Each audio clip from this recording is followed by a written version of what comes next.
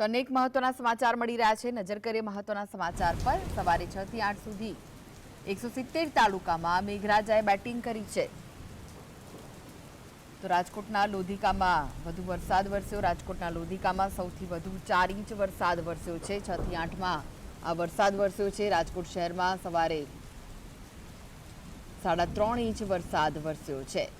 તો સુરેન્દ્રનગરના થાનગઢમાં પણ સરેરાશ 2.5 ઇંચ વરસાદના અહેવાલ છે।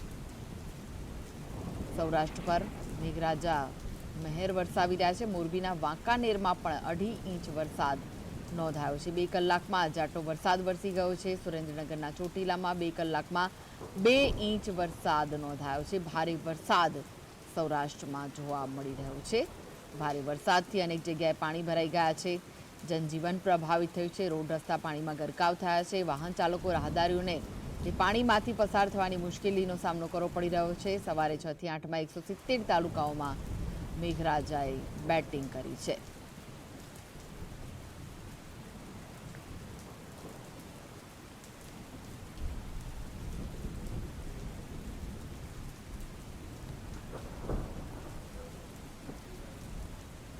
તો સુરેન્દ્રનગરના થાનગઢમાં સરેરાશ 2.5 ઇંચ વરસાદ વરસ્યો છે।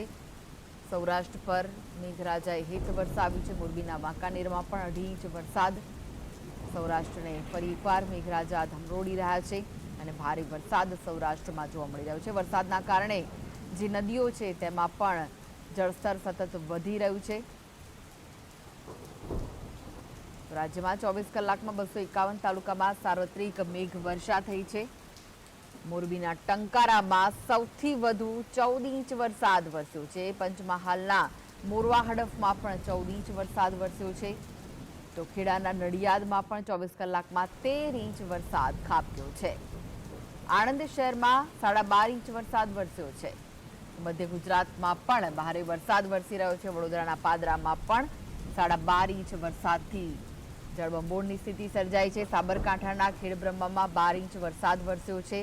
પંચમહાલના ગોધરામાં પણ 12 ઇંચ વરસાદ વરસ્યો છે। એટલે કે દક્ષિણ ગુજરાત, સૌરાષ્ટ્ર, મધ્ય ગુજરાત, ઉત્તર ગુજરાતમાં ભારે વરસાદ છે। મોરબીના વાંકાનેરમાં 12 ઇંચ વરસાદ વરસ્યો છે। આણંદના તારાપુરમાં સરેરાશ 12 ઇંચ વરસાદ વરસ્યો છે। અમદાવાદ શહેરમાં 24 કલાકમાં 6 ઇંચ વરસાદ વરસ્યો છે।